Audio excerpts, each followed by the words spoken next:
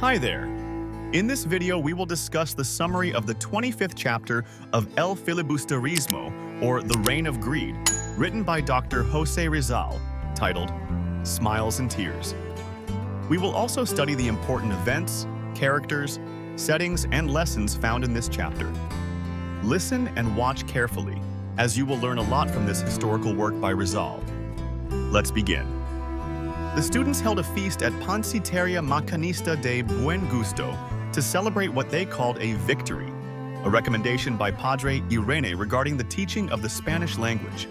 14 students attended, including Sandoval, Macareg, Pexon, Tadeo, and Isagani. Despite the laughter and jokes, their frustrations and disappointments with the system were evident because the government often failed to meet their expectations and fulfill their hopes. Isagani arrived full of cheer, but Juanito Peláez was noticeably absent. Tadeo commented that it would have been better to invite Basilio instead of Juanito, because they might have been able to get him drunk and extract secrets about the missing child and a nun. The students dedicated different dishes to notable figures: the pancit lang lang to Don Custodio, the lumpiang inchik to Padre Irene, and the torta to the priests. While the mood was festive, there were some objections, such as Isagani disagreeing with comparing the priests to crabs. Tadeo supported Isagani's sentiment. Tadeo and Pexon gave speeches filled with humorous criticism of the priests and the government. Pexon noted how the priests meddle in people's lives from birth to death.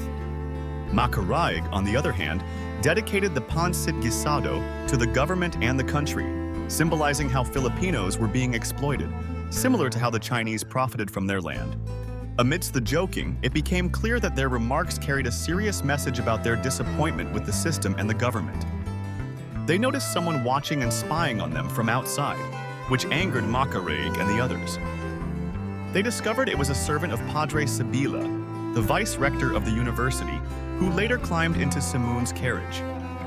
The feast ended with laughter and joking, but the students carried a mix of fear and frustration about their future under the control of the priests and the government. Now, let's move on to the important events in this chapter. The students celebrated at Panciteria Macanista de Buen Gusto to mark what they called a victory related to Padre Irene's recommendation about teaching the Spanish language, though their frustrations with the system were evident. 14 students attended, including Sandoval, Macareg, Pexon, Tadeo, and Isagani, while Juanito Peláez was absent. Tadeo suggested Basilio would have been a better guest to potentially uncover secrets about a missing child and a nun. The students humorously dedicated dishes to various figures, such as pancit lang lang to Don Custodio and lumpiang inchik to Padre Irene, though some, like Isagani, objected to comparing priests to crabs.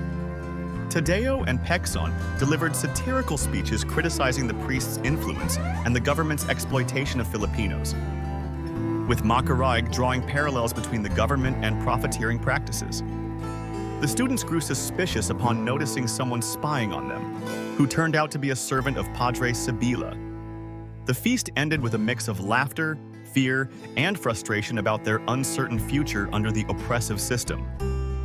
Important characters. Isagani, a student actively participated in the gathering. He showed his frustration with the system and the accusations against the priests. Macareg, a student leader who organized the feast. He gave a speech comparing the country to pancit, symbolizing exploitation. Sandoval, a Spanish student who sympathized with the Filipinos and participated enthusiastically in the discussions and jokes during the feast. Pexon gave a sarcastic speech criticizing the priests' interference in Filipino lives. Tadeo, a lazy student who contributed humor and jokes, reflecting frustration with the government and church. Padre Irene, though absent, he was central to the discussion due to his role in achieving the students' supposed victory. Don Custodio, also absent but mocked by the students for his decisions and projects. Padre Sibila, the university's vice-rector who spied on the students through his servant. Simun, while not present, his carriage appeared at the end with Padre Sibila's servant. Let us now proceed to the setting of this chapter. The events took place at Panciteria Macanista de Buen Gusto, likely a restaurant or eatery where people gather to enjoy various noodle dishes or Chinese-inspired cuisine. Here are some of the lessons, messages, or implications shown in this chapter. The chapter highlights the youth's continued struggles and frustrations under an oppressive system. It shows how their dreams and goals are often ignored or overturned by those in power. It emphasizes the importance of courage in fighting for what is right and just. The chapter also underscores the value of unity in facing challenges. Despite disagreements, the students came together to express their grievances and show their collective dissatisfaction with a system that stifles their freedom and progress. Finally, the chapter serves as a warning about the dangers of surveillance and spying. It reflects the lack of trust and the control imposed by those in power, leading to fear and a loss of freedom to express oneself openly. And that concludes the 25th chapter of El Filibusterismo, titled Smiles and Tears. What have you learned from this chapter? Share your answers in the comments. We also encourage you to like, subscribe, and click the notification bell to stay updated with our future videos. Until next time, thank you for watching.